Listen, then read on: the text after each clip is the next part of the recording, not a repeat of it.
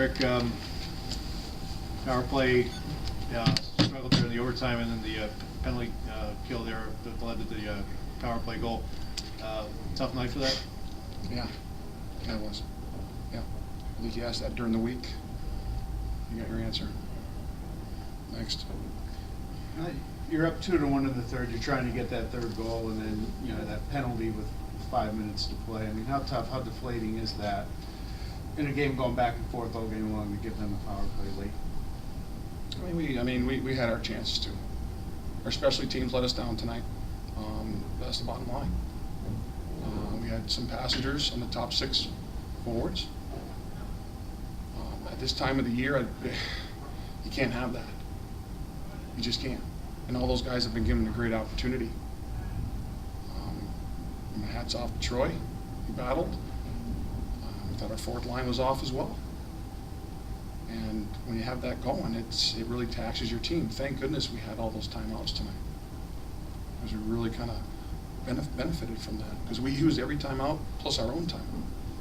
Matt said that in the power play of the overtime, he thinks maybe they try to do too much and not keep it simple. Would you agree with that? No, definitely. We all know the game was on TV, but the show is on the ice. And the show is to try to put that thing in the back of the net and just worry about the game and keeping it simple, which we always preach. And, sometimes when the emotions get the best of you, and hopefully that's a learning curve for us. Greg had another point tonight. How do you feel like he played tonight? I thought he was fine. Greg's going to battle. I don't have any problems with him. As far as a player. But that's a point. There's more to the game than points.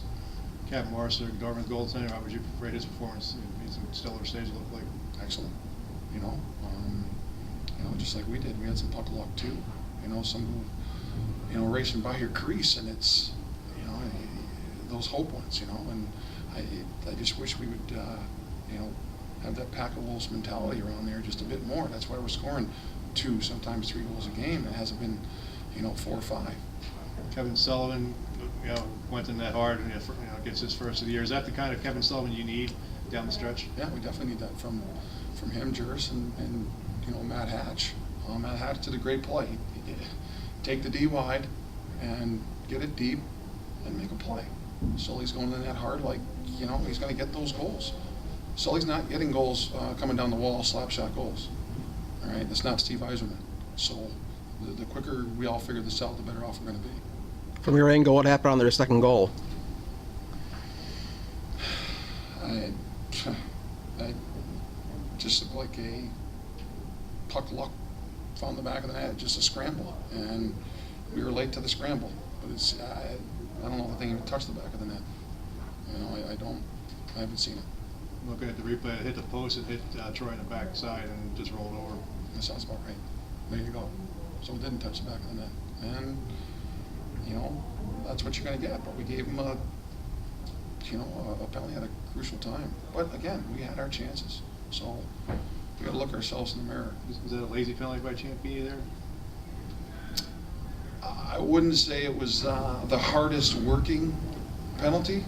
It's amazing how penalties, because we've gotten away with some lucky ones with the too many men on the men and haven't really gotten punished for it.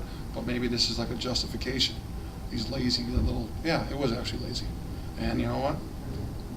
We got to curb that. We've got to curb it. All set, guys?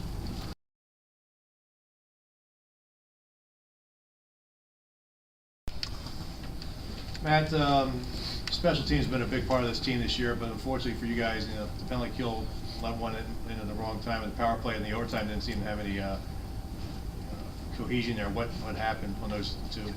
Well, yeah, like you said, special teams has been a huge part of our team identity so far this year, and tonight we just didn't get it done on the penalty kill. They just had a couple really good shots.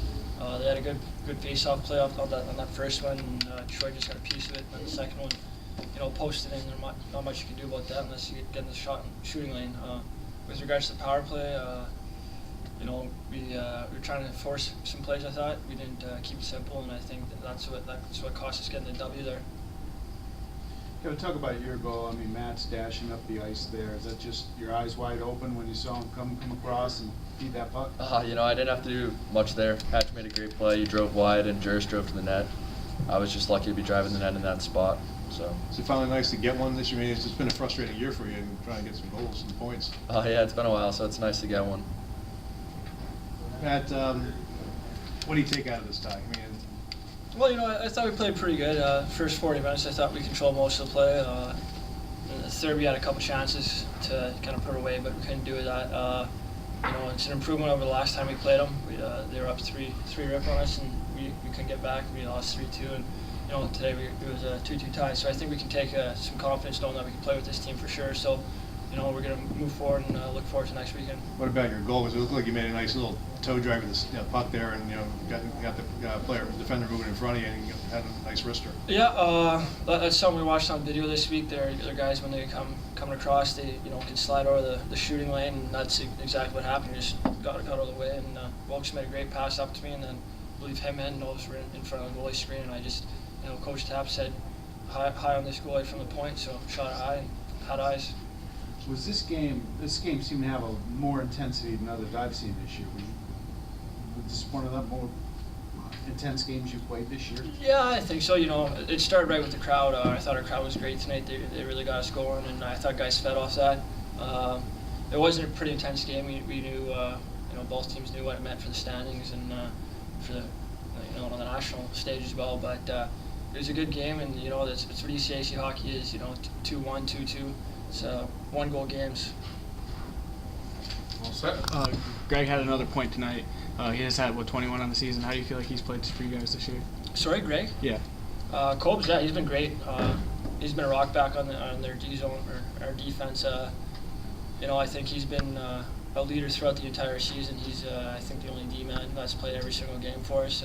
I went down earlier, and then Ghost at the World Juniors, and Stu going down just recently. But Greg's been a rock for us all throughout the year. So you can't say enough about how he's been playing. You feel like his impact also helps the special teams part of it? Absolutely. He's great on the power play. He's got quite a few power play goals, and he just kind of finds a way to get open in the back door there. But also on the penalty kill, he's eating shots and winning battles, getting pucks out. So he's a huge player for us. Thank you.